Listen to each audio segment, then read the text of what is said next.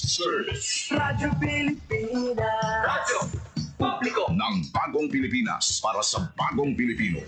Naghahatid ng mahahalagang balita at impormasyon na guugnay ng pamahalaan sa sambayanan. Tulay sa himpapawid ng serbisyo publiko. Radyo Pilipinas. Radyo Publiko. Ang boses ng Pangulo. Sa Iloilo, Radyo Pilipinas. 585 AM. Oras sa Radyo Pilipinas, impunto alas 8 sa aga. Nagapanguna nga balita sa syudad, sa mga banwa, sa probinsya sa Iloilo, kagkaingon ng mga probinsya. Mga pananawon sa likod sa mga balita. Inyong mabatian sa Radyo Pilipinas Iloilo News. Mga balita na magasugata sa inyong nga aga. Ginbantayan, ginsunod, gintipon sa Radyo Pilipinas Iloilo News Team. Gikan sa hulot balitaan. Diretso sa inyong palamatian. Yari ang Radyo Pilipinas Iloilo News.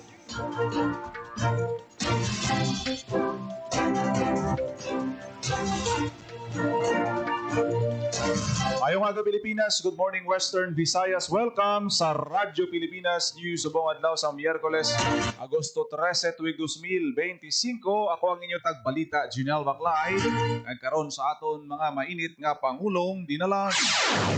Iloilo City Police Office ginkilala bilang Best City Police Office sa giniwat nga 124th Police Service Anniversary. PBBM himuon ang pagpanglimpyo sa ginahimo nga irregularidad may kang tanan sa flood control projects.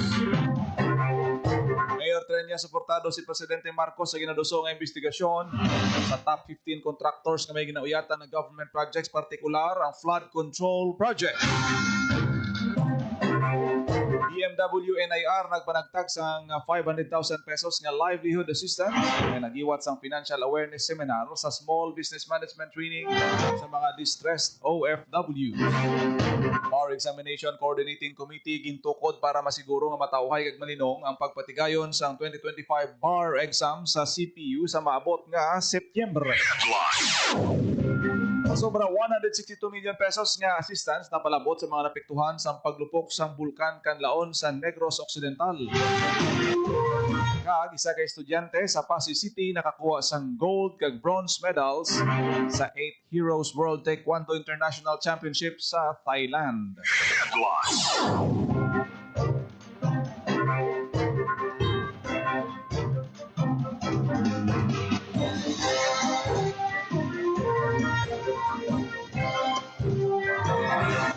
Oras sa Radyo Pilipinas, alas 8:03 sa aga kagkaroon sa detalye sa aton mga balita lokal.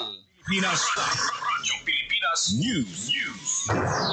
Kalipay sa Iloilo City Police Office ang pagkilala nga nabaton matapos makuha ang Best City Police Office Award sa giniwat nga 124th Police Service Anniversary sa Camp Crame. Nagpangibabaw ang ICPO batok sa Davao City Police Office kag Butuan City Police Office para makuha ang award. Mismo si President Ferdinand Marcos Jr. ang naghatag sa award sa ICPO. Ang ginbato naman ni ICPO Director Police Colonel Kim Ligada. Suno kay Ligada ang pagkilala nga nabaton sang ICPO resulta sang kapisan, dedikasyon kag professionalismo sa mga pulis, kalakip ng suporta sa mga stakeholders. Sa nabaton nga award, mas tutukan pa sang ICPO ang ilang katungdanan para mahatag ang maayo nga serbisyo sa pumuluyo sa syudad sang Iloilo. Radyo Pilipinas. Radyo Pilipinas News. Nag-anunsyo si Presidente Ferdinand R. Marcos Jr. na may dalang sakit sa iyang bahin sa ila himuon, may kang tanan sa nagapadayon nga pagtingwa sa gobyerno sa pagpanglimpyo, may kang tanan sa ginaligar nga irregularidad sa mga flood control projects. Sa Chief Executive, ginsugura na nila ang una nga tika nga gud matumod ang mga kontrobersya sa palibot sa mga proyekto nga dapat kuntani makahatag sang solusyon sa pagbaha. Nagpaandam ang presidente nga nagapadayon ng investigasyon ang mahimo madalahig bisan ang mga ginakabig sini nga malapit sa iya. Ginsiling sini nga bisan masakit o kung makatugas ang kasakit, mas importante sa gyapon para sa iya nga unahon kay konsiderar ang kaayuhan sang pumuluyo. Apang wala pa sang may ginhingadlan nga opisyal ang presidente nga posible na angot sa nasambit nga anomalya sa mga flood control projects. Radyo Pilipinas. Radyo Pilipinas News.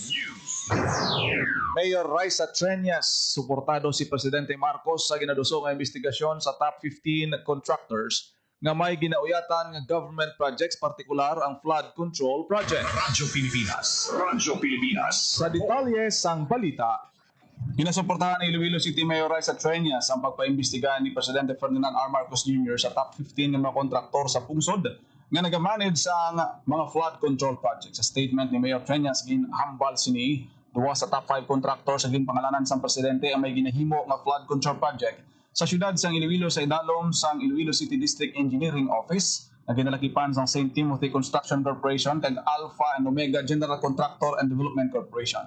Ang St. Timothy Construction Corporation ang in charge sang konstruksyon sang flood mitigation structure Section 1 sa Lapos, Iloilo City nga may pondo nga 150 million pesos kag may original expiry date sa December 16, 2024. Sunod ang konstruksyon sang flood mitigation structure Section 2 Lapos, Iloilo City na may program amount nga 150 million pesos kag may original expiry date sa December 16, 2024. Ang Alpha and Omega General Contractor and Development Corporation naman amo ang in charge ng Iloilo Comprehensive Flood Mitigation Project Section 2 nga may program amount nga 150 million pesos kag may target completion nga March 24, 2026. Dugang pa sang alkalde handa ini nga magkooperar sa investigasyon sang presidente may kaangtanan sa mga proyekto sa flood control project. Para sa Bagong Pilipinas, Junel Baclay, Radyo Pilipinas, Radyo Publiko. Radyo Pilipinas. Radyo Pilipinas News. BMW NIR nagpanagtag sang 500,000 pesos nga livelihood assistance kag naghiwat sang financial awareness seminar kag small business management training sa mga distressed OFW. Radyo Pilipinas. Radyo Pilipinas. Sa balita ni Marian Grace Erenian. Nag-awards sang 500,000 pesos nga livelihood assistance kag naghiwas sang financial awareness seminar and small business management training sa Distressed Overseas Filipino Worker o kung OFW ang Department of Migrant Workers Negros Island Region kaupod ang Public Employment Service Office o PESO Negros Occidental. Gin-award ang livelihood assistance sa 55 ka benepisyaryo sa idalong sa Balik Pinay, Balik Hanap Buhay program sa tinutuyong nga mahatagan ang mga benepisyaryo sa pangkapital sa pag-umpisa sa ilang negosyo o kung pagpalapad pa sa ila palang nga buhian. Nagpakigbahin man ang pila ka partner agencies ang DMW, ang Department of Labor and Employment, Department of Agriculture ug Department of Trade and Industry sa mga support programs ug services para sa mga returning OFWs. Samtang naghiwat man sa financial awareness seminar o small business management training ang DMW NIR para sa mga distressed OFW agud mapasangkad pa ang ilang financial literacy ug entrepreneurial skills bilang kabahin sa iya reintegration sa komunidad. Para sa Bagong Pilipinas, Marian Grace Aranyata, Radyo Pilipinas, Radyo Publiko. Radyo Pilipinas. Radyo Pilipinas News. Para mapasiguro ang organisado malinong kag epektibo nga pagpatigayon sa 2025 Philippine Bar Exam sa Central Philippine University, ginporma ni Iloilo City Mayor Raisa Treñas ang Bar Examinations Coordinating Committee para sa Iloilo site paagi sa Executive Order No. 59 Series of 2025. Ang komitiba ang magatipon sa mga ahensya nga magabulig sa seguridad, trapiko, health and disaster response kag public information sa mga petsa sa eksaminasyon sa Setyembre 7, 10 kag 14. Para sa malinong nga bar exam sa CPU, nagpagawa man si Mayor Raisa Treñas ang EO58 nga nag-regulate sang ambient noise kag ginadumilian ang mga aktibidad nga makaguba sa konsentrasyon sa mga bar examinees. Ginapanawagan man ang mga establishmento, kontraktor kag komunidad nga magbulig sa pagmintinar sang katawhay sa September 7, 10 kag 14. Magapatuman man sang liquor ban sa mga establishmento sa palibot sang CPU sa September 6 to 7, September 9 to 10 kag September 12 to 13. Radyo Pilipinas. Radyo Pilipinas News. Naglabot na sa masobra 162 million pesos nga assistance ang napalabot sa Department of Social Welfare and Development Field Office 6 sa mga local government unit kag non-governmental organization sa mga pamilya sa Negros Occidental nga naapektuhan sa paglupok sa bulkan Kanlaon. Sa masobra 162 million pesos, masobra 121 million pesos ang ginpalabot sang DSWD Field Office 6. Lakip sa ginatag sang DSWD ang 99,000 ka mga family food packs, masobra 19,000 ka non-food items, kag financial assistance ang masobra 5,600 ka individual. Sa pinakaulihi nga disaster response operations, monitoring information center sang DSWD may 515 pa ka mga individual ang nagatiner sa 6 ka mga evacuation centers, ka may masobra 7,000 ka individual ang nagatiner naman sa ilang mga himata. May naka-standby naman ang DSWD nga masobra 105 million pesos nga bilis ang food, non-food items kag standby funds na handa i-augment sa mga nagakinahanglan nga LGU. Radyo Pilipinas. Radyo Pilipinas News. Isa ka estudyante sa Pasig City nakakuha sang gold kag bronze medal sa 8th Heroes World Taekwondo International Championship sa Thailand. Radyo Pilipinas. Radyo Pilipinas. Sa balita ni Marian Grace Ereñeta. Daog sang gold kag bronze medal sa ginhiwat nga 8th Heroes World Taekwondo International Championship sa Pattaya, Thailand ang isa ka pasinhon nga estudyante nga si Katleya Julia Orozco. Nakakuha si Orozco sang gold sa Pomsey kag bronze sa Koryogi. Si Orozco ang estudyante sa Assumption School, Pasig City, Iloilo Incorporated, kag miyembro sa Taekwondo Association of Pasig City. Hindi ini ang una nga kahigayunan nga nakadaog si Orozco sa isa ka international sports event. Sang 2024 World Taekwondo Grand Slam Youth League sa Guangzhou, China, nakakuha sang gold medal si Orozco sa individual Pomsey kag bronze sa individual Koryogi. Para sa Bagong Pilipinas, Marian Grace Ereñeta, Radyo Pilipinas, Radyo Publiko. Radyo Pilipinas. Radyo Pilipinas News. Runway Improvement Project sa Iloilo International Airport ang ginsuguran na. Radyo Pilipinas. Radyo Pilipinas. Sa balita ni Hope Torrichante. Ginsugura na sang Civil Aviation Authority of the Philippines Iloilo ang runway edge strip kag slope correction project pati na ang embankment work sa Sector 5 kag 7 sa Iloilo International Airport. Kadungan sini nagpagwa ang kaap sang notice to airmen o konotam nga nagadeklara sang daily airport closure halin alas 12 sang kaagahon tubtob alas 4 sang aga sa tapos ang ginhiwat nga konsultasyon sa mga airline kag stakeholders para malikawan ang aberya sa mga pasahero samtang nagapatuman sang rehabilitasyon sa paluparan. Ginalauman matapos ang proyekto pagkatapos sang 45 ka adlaw nga suno sa kaap magapanami isang operational efficiency kag safety sa Iloilo International Airport. Nagpasalamat naman ang Kaap Iloilo sa paghangop sang publiko samtang nagapadayon ang pagpadami isang Iloilo International Airport. Para sa Bagong Pilipinas, Hope Torrichante, Radyo Pilipinas, Radyo Publiko. Radyo Pilipinas. Radyo Pilipinas News. May kabilugan nga 137,332 ka mga individual na nakaproseso sa application for registration sa natapos nga voters registration sa Commission on Election sa bilog nga Western Visayas. Sa datos sa ginpagwasang Comelec Region 6 nagapauna sa pinakamadamo nga nagparehistro gikan sa Iloilo Province nga may 68,397, ginasundan sang Capiz nga may 26,089, Antique may 19,019, Aklan may 18,585 kag Guimaras nga may 5,242. May kabilugan naman nga 92,213 ang nagparehistro sa sangguniang kabataan. Sa pagpangusisa sang Radyo Pilipinas Iloilo kay Comelec 6 Director Attorney Dennis Ausan, ginpayag sini nga wala na nalakip sa datos ang Negros Island Region. Dugang pa sini nga wala na sa extension ng registration santo sa calendar of activities sang komisyon bago ang eleksyon. Sa piyak sang ginaduso nga postponement sang BSKE, padayon nga nakalinyada ang mga programa sang Comelec sa bilog nga tuig dugang pa ni Director Ausan. Sa kabilugan nga nangin matawhay, matalunsay ang iniwat nga voters registration nga nagsugod sa tong Agosto 1 kag nagtakop sang Agosto 10 santo sa assessment sang Comelec. Radyo Pilipinas. Radyo Pilipinas News. Mga nakaparehistro sa siyudad sang Iloilo, masobra sa 7,000 suno sa City Comelec. Radyo Pilipinas. Radyo Pilipinas. Detalye sang balita. Naglabot sa masobra 7,000 ang dugang nga mga nakaparehistro nga botante sa siyudad sang Iloilo sa sulod sa napulok adlaw na voters registration sang Comelec. Hay na Agosto 1 to Agosto 10 giniwat ang registration sa nakalain-lain nga mall sa siyudad sang Iloilo sa diin nangin matalunsay ang proseso sang registration sunod sa Comelec Iloilo City. Natala na naman igapay dalom sa evaluation kag hearing ang mga aplikasyon bago aprubahan sang Comelec ang dugang numero sang mga botante. Para sa Bagong Pilipinas, Ginal Baclay, Radyo Pilipinas, Radyo Publiko. Radyo Pilipinas. Radyo Pilipinas News.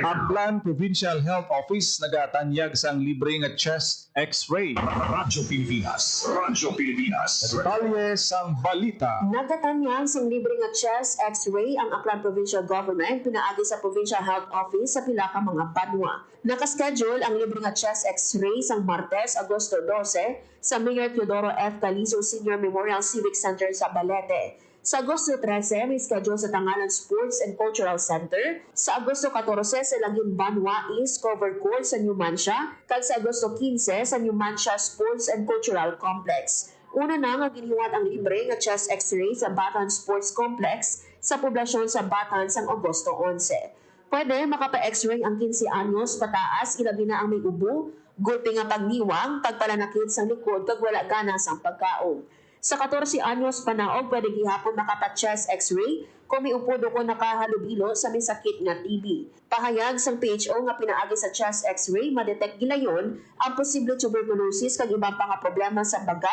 kag gilayon nga masolusyonan antes maglala ang sitwasyon.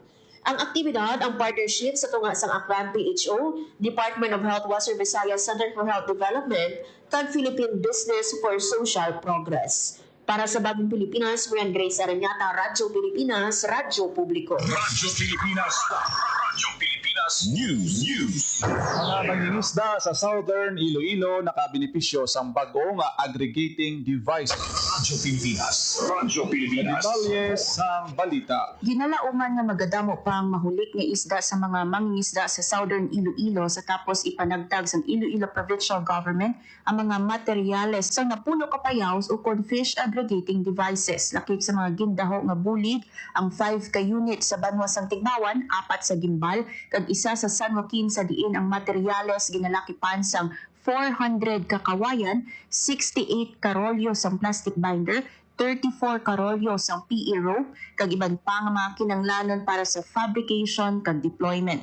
Ang mga payaws ang gindisenyo para makatipon sa mga isda gani mas madasig kag mas madamo ang kuha sa mga mangingisda, samtang mas manubo ang gastos sa gasolina. Tinutuyo sang proyekto nga hindi lang mapabaskog ang palangabuyan sa mga mangingisda, kundi ang masuportahan man ang pagpangapin sa dunang manggad sa mga baybayon sa Southern Iloilo. Para sa Bagong Pilipinas, Hope Torichante, Radyo Pilipinas, Radyo Publiko. Radyo Pilipinas. Radyo Pilipinas News.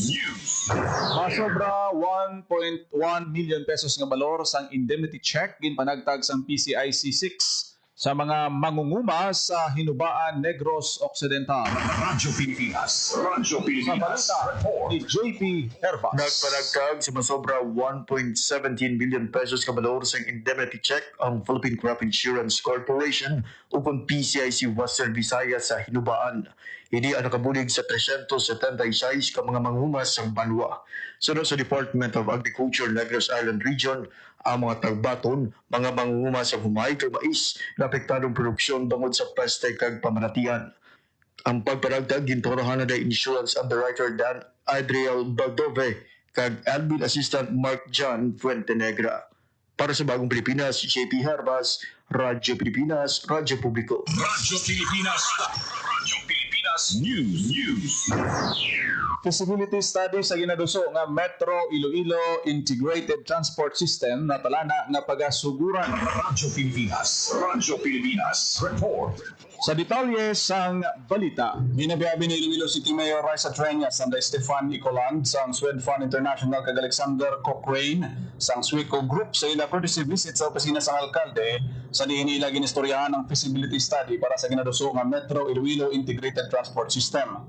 Kaupod sa alkalde sa Attorney David Garcia, head sa City Public-Private Partnership Office, kag Vilma Jane Lau, Executive Director sa Metro Iloilo Guimaras Economic Development Council, kag head sa City Local Economic Development and Investment Promotion Office. Ang Sweden's Development Finance Institution magahatag sang technical assistance sa pagkandak sang feasibility study sa ginapropose nga Metro Iloilo Bus Rapid Transit System. Sa mga pagtuon magahimo sang assessment sa integration sa urban bus transport sa syudad sang Iloilo, lakip ang moderno nga public transport, mga ruta kag assessment sa mga transport assets sa syudad.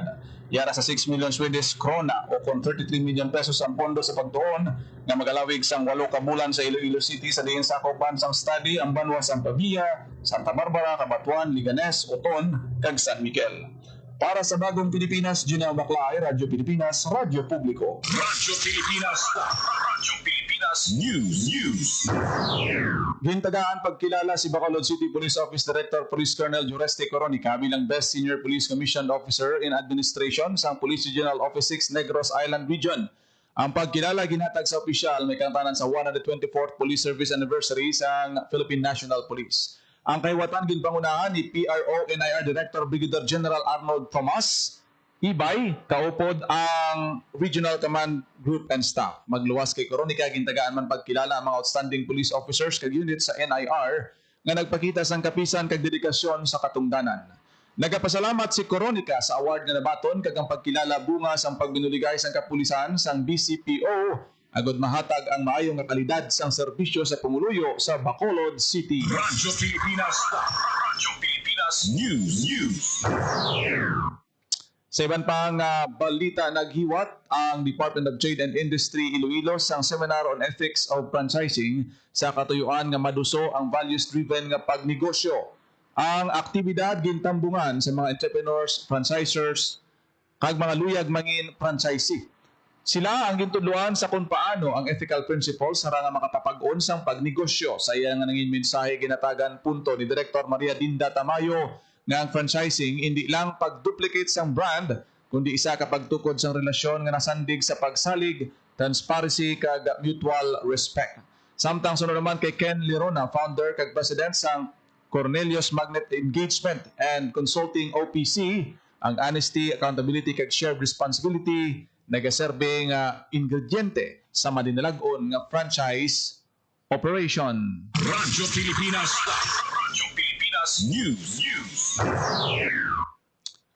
Sa iban pang balita, naghiwat sang duha ka adlaw nga social pension payout ang Department of Social Welfare and Development Field Office 6 sa Malinaw, Aklan para sa masobra 2,200 ka mga pensioner. Naglabot sa kabugusan nga 6.8 million pesos ang ginatag sa 2,293 ka mga indigent senior citizen para sa third quarter sa 2025. Kada isa nagbaton sang tag 3,000 pesos o kung 1,000 ka pesos kada bulan. Samtang ginahiwat ang payout, naghiwat man sang libre nga blood pressure kag blood sugar checks ang Life Extension Medical Clinic. Ang Social Pension Program nagatuyo nga maghatag sang bulanan nga stipend sa mga maluya, masakiton o kung disabled nga wala sang pension o kung permanente nga source of income kag wala sang may ginabaton nga financial assistance sa ila mga himata. Radyo Pilipinas. Radyo Pilipinas News. Mayara sang NGCP scheduled power interruption sa pila ka mga lugar sa probinsya sang Iloilo sa Sabado, Agosto 16. Suno sa Iloilo Electric Cooperative ang brownout magalawig sang 11 oras sa linalasay sang aga tubto alas 5 sa hapon bangod sang pagkahiwaton nga correction sang transmission line defect sa Santa Barbara Miag-Aw San Joaquin 69 kV line. Ang maapektuhan nga mga banwa sang Alimudyan, Kabatuan, Gimbal, Igbaras, Leon, Maasin, Miag-Aw, Uton, Santa Barbara, San Joaquin, San Miguel, Tigbawan, Tubungan, porsyon sa Pavia sa Barangay Aganan, Don Julio, CPU Centennial Village, Amparo, Balabag, Avida, Park Regency, Providence, Hibawan, Ion Centennial, kag Barangay Maliaw, Palagun, Pandak, Kabugaw Sur, Ungka 1, kag Park Regency Subdivision. Radyo Pilipinas. Radyo Pilipinas News. Ginatag sang Bureau of Animal Industry 6 nga may online na nga pamaagi sa pagproseso sang local shipping permit kinahanglanon para sa pagbiyahe sa mga kasapatan kag ila mga produkto. Suno kay Dr. Pearl Joy Hirawa, Veterinary Quarantine Officer sang BAI 6. Kung sa una manual gid ang pagproseso sa nasabit nga permit subong mahimo na ini nga maangkon gamit ang gadget kag internet. Para makasecure, kinahanglan lang na magparehistro, i-confirm ang account kag formal na mag-apply, pinagi sa pag-fill out sa mga kinahanglan nga impormasyon kag pag-attach sang nagakaigo nga mga requirements. Dugang pa ni Dr. Hirawa kung mag-reflect sa ila system nga compliant kag kumpleto ang tanan nga ginsumite nga impormasyon kag dokumento, ila gilayon nga gina-issue ang ginapangayo nga local shipping permit. Radyo Pilipinas. Radyo Pilipinas News. Oras sa Radyo Pilipinas alas 8:25 sa Radyo Pilipinas. Radyo Pilipinas. Kagi niyo nabatihan ang detalye sa mga nagapanguna nga balita sa pagpangalagad sang Radyo Pilipinas News subong adlaw sang Miyerkules, Agosto 13 tuig 2025. Sa dugang pangabalita kag impormasyon, i-share, follow kag like sa aton Facebook page Radyo Pilipinas Iloilo, Radyo Pilipinas Community Group. Good morning kids sa aton sining mga Facebook Live viewers ko pod sa aton sining pagpangalagad kada aga. Kita karon sa programa Iloilo Morning Kada aga ako nagidamang ang inyo alagad ang inyo tagbalita, Janelle Baclay. Mayong aga Pilipinas, God bless Iloilo.